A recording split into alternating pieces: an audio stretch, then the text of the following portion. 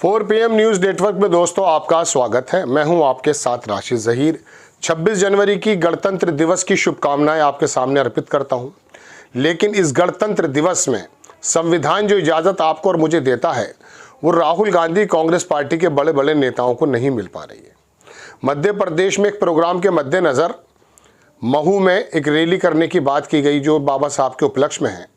संविधान यानी कि गणतंत्र दिवस जब आज हम सेलिब्रेट कर रहे हैं, ठीक इसके एक दिन बाद 27 जनवरी को वहाँ पर उनको राजनीतिक बयान देने पर लोकल प्रशासन या वहाँ के चीफ मिनिस्टर ने उसके अंदर प्रतिबंधित कर दिया। ऐतराज़ हुआ, फिर जा कर के वो राजनीतिक जो शब्द है अलग निकाला गया।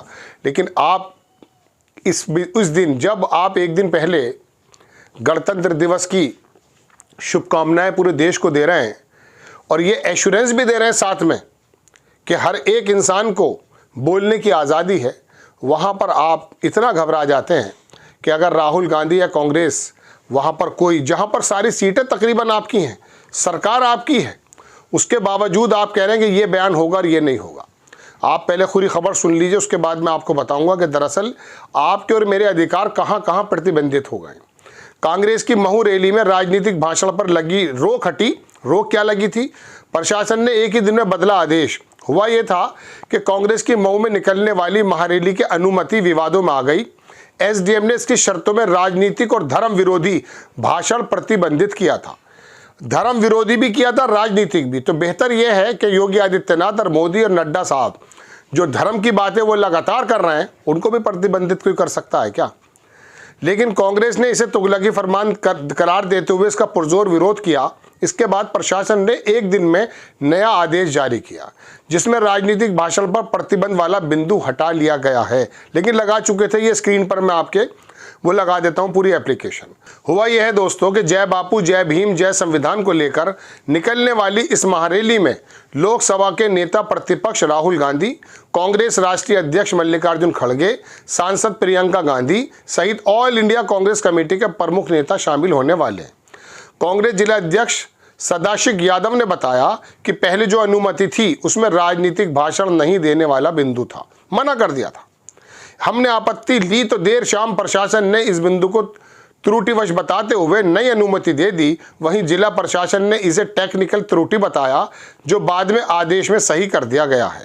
हो सकता हो गया हो, लेकिन जो ये एसडीएम के इनकी जो ये सोचें हैं, इसके बारे में भी आपको थोड़ा ये समझ लेना चाहिए कि आखिरकार इन लोगों का माइंडसेट कहाँ कहाँ बना हुआ है।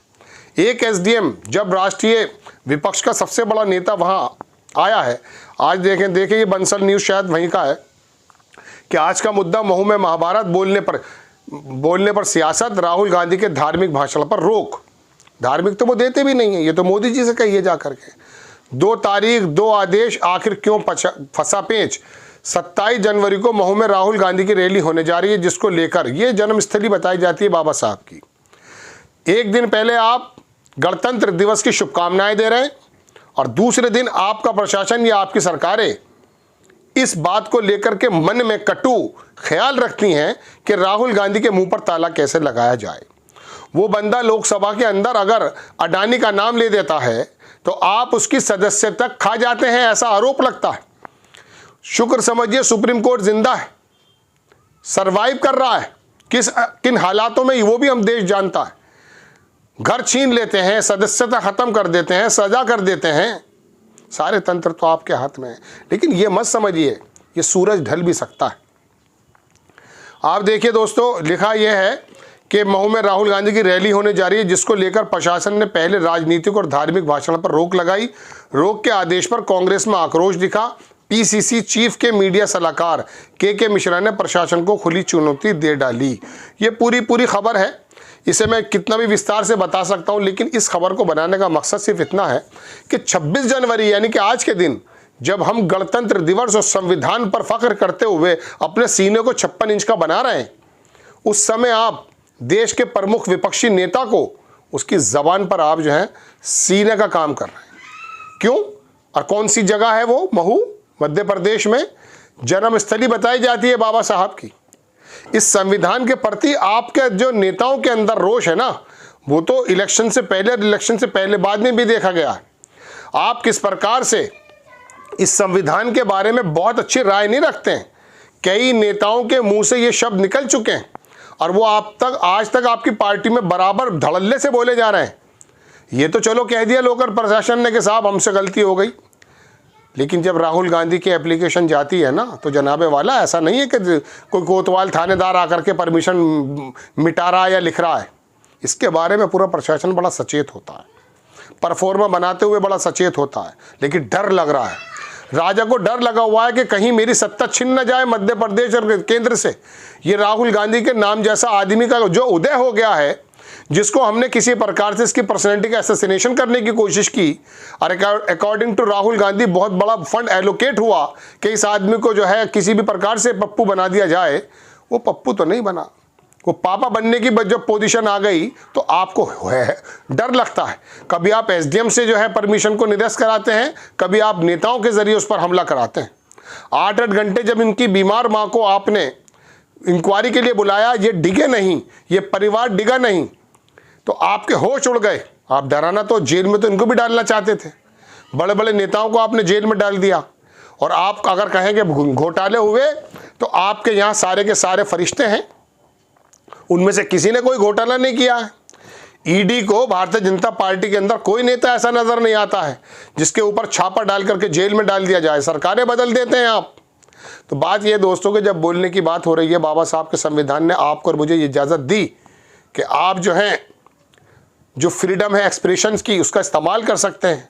वहाँ आपकी और मेरी बात तो छोड़ दीजिए, राहुल गांधी जैसे शख्स की ज़बान पर ताला लगाने की कोशिश कर रहे हैं। देश का सबसे मजबूत विपक्ष मल्लिकार्जुन खड़गे की ज़बान पर आप ताला लगाने की कोशिश कर रहे हैं। वो लोग क्या बात करेंगे? अब से पहले क्या रिकॉर्ड हुआ है जैसे आपका रिकॉर्ड है कि नफरत के और धर्म की बातें करते करते आपने दंगे करा दिए हैं? ऐसा भी देखा गया है। लोग आपके ऊपर आरोप है। इस परिवार के मुंह से तो जो सौम्य शब्द निकलते हैं, प्रियंका गांधी, सोनिया गांधी, राहुल गांधी, राजीव गांधी और इंदिरा गांधी की भी तमाम क्लिप्स यूट्यूब पर मौजूद हैं। आप ज़रा उनकी बातें तो सुनिए। आपसे मेरी मौदुबाना गुजारिश है, आप राजीव गांधी का वो वॉइस आवाज़ ज़रा महसूस कीजिए कि कितना बड़ा शख्स कितनी नरमी से और कैसे कैसे शब्दों का इस्तेमाल करते हुए बात कर रहा है। इंदिरा गांधी आयरन लेडी जिनको आप कहते थे, उनके अंदर तो कोई दम नज़र नहीं आता है। ज़रा बात सुनिए उनकी आवाज़ में, क्या उनकी आवाज़ के अंदर आप देखिए तो कि क्या सौम्यपन है। प्रियंका गांधी में वही नज़र आता है, राहुल गांधी के अंदर वही शराफत नज़र आती है। लेकिन आपको डर लगता है कि कहीं इनकी सच्चाई, इनकी शराफत आपके झूठे और मैं कह सकता हूं कि बाकी तमाम लोगों के जो आरोप आप पर लगते हैं, जो आपका परपंच है, उसको नोच करके कहीं फेंक न दे। दोस्तों बात यह है कि एक दिन पहले आप संविधान की बात कर रहे हैं और एक दिन बाद ही आपका प्रशासन उस संविधान की धज्जियां उड़ाता हुआ दिख रहा है। ये बात दीगर है कि बाद में उसने सिर्फ धर्म की बात कर दी। अब धर्म की बात अगर कर रहा है कोई बंदा, तो धर्म के आधार पर बंटवारा तो कर नहीं रहा है कोई। अगर धर्म की बात वो श्री रामचंद्र जी का कोई मकौला बात बता दें, कोई श्री कृष्ण जी का कोई बात कर दे, तो उसके अंदर जुर्म हो जाएगा क्या? आपको खबर कैसी लगी अपनी राय कमेंट्स बॉक्स में ज़रूर दीजिए। चैनल को सब्सक्राइब कीजिए, शेयर कीजिए। नेक्स्ट टाइम मैं किसी खबर के साथ हाजिर होता हूँ। जय हिंद।